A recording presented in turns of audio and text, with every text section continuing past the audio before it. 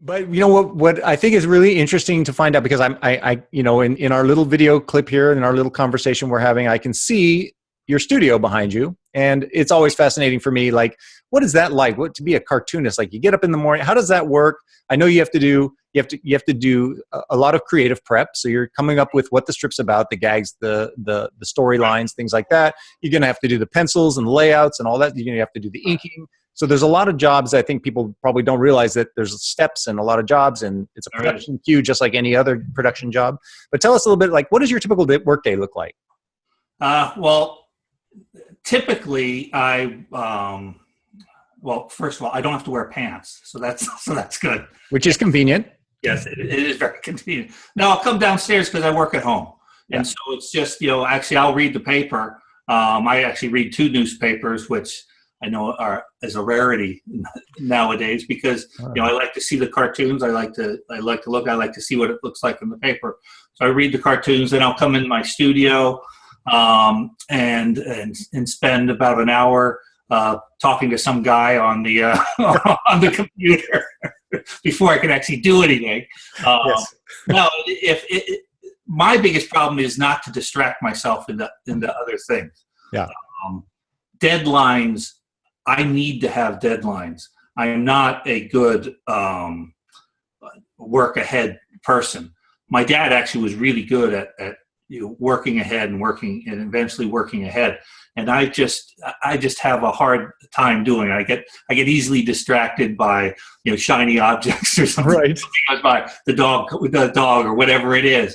But when I do, then I'll sit down and I'll try and come up with basically 12 gags, every 2 weeks, because you need to have 12 gags and 2 Sundays. And I'll look at the calendar. I'll see, it's about 6 weeks ahead usually. What's coming up 6 weeks? What could I use? If it's like right now with the cartoons that I was doing had to do with leading up to Memorial Day, right after Mother's Day. I just finished Mother's Day cartoons, and that at least gets me in some sort of framework of, okay, well, I if I put in one cartoon about that, then the other ones can be more generic, right? Whatever they are, and I just sort of work my way through that. If I have to, draw a whole thing, then it's going to take a long time. If it's a single head or face or something like that, that's a lot easier to draw. Which actually nowadays, because of the size of comics, in 30 years ago, the circle in the newspaper was it was a fairly good size, and now it gets smaller and smaller. Interesting. And so I'm aware of you can't be as detailed as you used to be, which is actually a bonus for me, because then I tried to do. My dad would do drawings that had just all sorts of things all over it. Right. Like the dotted line cartoons. That's right. And for the listeners, I'll just touch on that. So that what Jeff's talking about is very famous family circus type of cartoon, where we're seeing where the kids, or maybe Billy or Jeffy, has been climbed up a tree and ran across the street and went all these different things, and there's a black dotted line that shows you the trail of all their activities, and that's kind of become something that other people have used, and it's just really famous. It's really it's one of my dad came up with several iconic images. The dotted line really is a family circus image, but newspapers in those days, it was always usually a Sunday page, so it was a half page or a quarter page of a Sunday page like that. And now it gets down to here, and if I do those, you almost can't see it. Wow. And so I'll rarely do it now. I don't, because it's just I know it's not going to be seen. It's not worth the 3 days of doing a little dotted line going across and writing it out, because it just doesn't work. So I'll use it, but I try and use it in a way that is appropriate for how it can be seen. But so I'll do that. So then I'll pencil and then I'll ink it, depending on how complicated the drawing is, and then I'll scan it. and I then put the caption, the dailies. You put a caption on the bottom, and actually the dailies, I do two versions. There's just a black and white version that gets sent to the syndicate, who then colors it, because I don't really want to color the daily ones. I don't always particularly care for how it's colored, but and so I've just not done that. That would just be another 8 hours it would take me to color them. But I'll put a screen on it, a dotted screen that as a black and white. I think it makes it stand out and it looks nice. So I do those two versions. The Sunday I'll scan it, and then I do color the Sunday pages. Actually the Sunday page looks. Let's see what Sunday page I did. See, like this is the Sunday page. That's fantastic. I love the size of it. Okay, so I'm gonna put a picture on the website for those of you listening to the show. When you come to the website, check out this episode. May 15th. So actually, we're ahead. So don't tell anybody what. Okay. Yeah. Well, the podcast will come out after that, I think. Yeah. So I mean, but that's really cool just to see the size of it. I mean, it's really. Yeah. Well, this is a lot bigger than most cartoonists work. My dad always worked at this size, and so that's what that's what I work at, because and the dailies are 8.5 by 11s. Most cartoons actually, you can't. Yeah, I don't read none of the originals. I have got some originals on the wall that shows more of the size.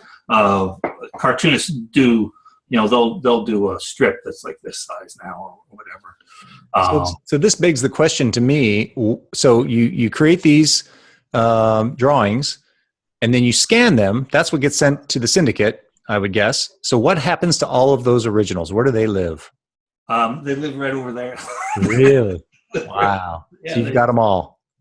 Actually, a lot of my dad's originals are going to be at Ohio State University, that has this incredible Billy Ireland cartoon museum. Oh yeah, I've heard of that. And they've just and that's where the majority of his originals and his papers are ending up, is at the Billy Ireland Museum. Oh. Yeah, that's cool. So tell us how. Okay, so now in this work day that you just explained, is that like an full 8 hour day for you, generally speaking? Oh God, no. You just kind of adapt. You just jump in and jump out. Yes, actually, when I'm working all the way through, yes, it becomes an 8 hour day. It actually, a lot of times it's over an 8 hour day because I've put it off too long. Right. And then I'll go lie on the couch. And think of it. People call it a nap, but I say it's trying to think of gags. That's right. It's creative time.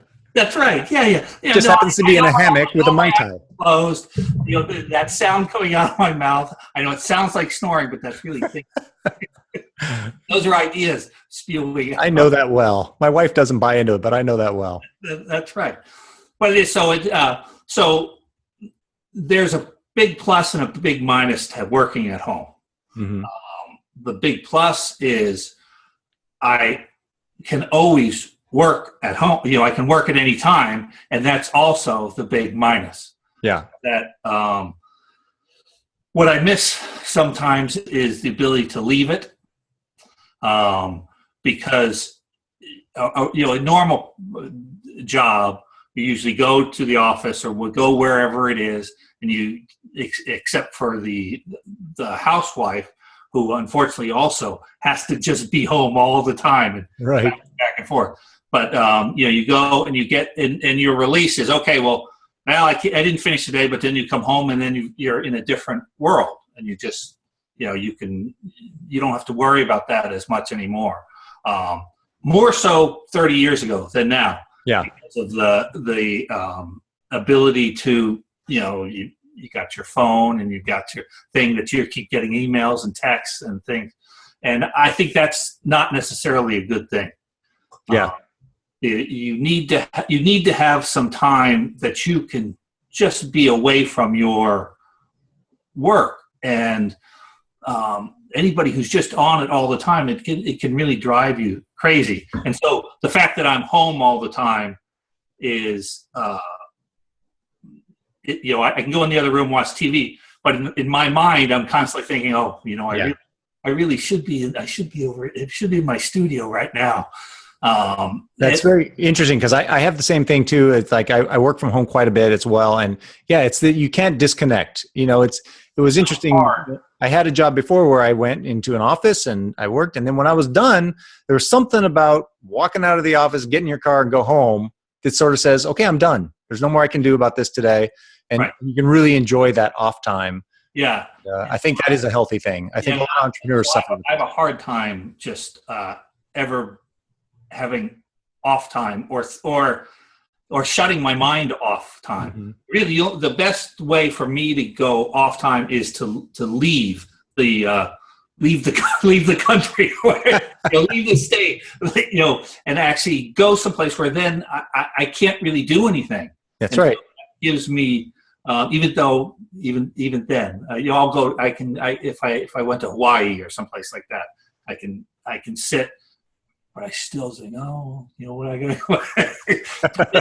Then I also have to work ahead. Yeah. And if I want to take a vacation, I need to work so far ahead. My dad had a great, basically it's always, one cartoon a day is what you have to do. So if you work a week, and we really would send it as 2 weeks, so 12 cartoons. But he would each week try and do 7 dailies and a Sunday page, so that at the end of 7 weeks, you actually have an extra week. So every month and a half, you pick up another week. And so eventually he was working 6 months ahead, which is a much more relaxing way to work than 6 weeks ahead. Yeah. And so it's every time you finish something, I always think, oh, I'm finished. Oh, now what am I going to, now I have to do this. There's never, oh, I'm done. I'm just done. Yeah. There's no finish line to cross. Yeah. And I think that's the exhausting thing for a lot of cartoonists who need to take their, they take their sabbaticals or they take their time off, and, they get burnt out into how much stress it is trying to do it all the time. And instead they're not as prolific, and they're more current of the moment, and therefore it's hard to work ahead, and eventually they have to say, I can't keep doing this for year after year after year after year.